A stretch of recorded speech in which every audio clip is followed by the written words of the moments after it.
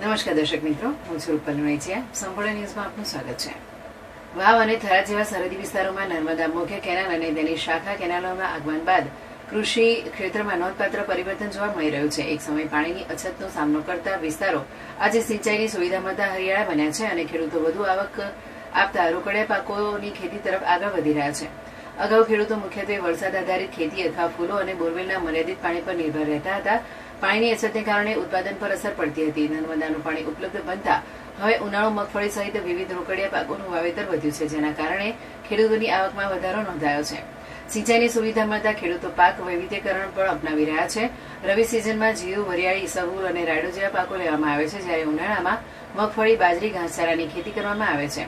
કેટલાક પ્રગતિશીલ ખેડૂતો દાડમ અને ખારેક જેવા બાગાયતી પાકોની ખેતી તરફ પણ વળી રહ્યા છે.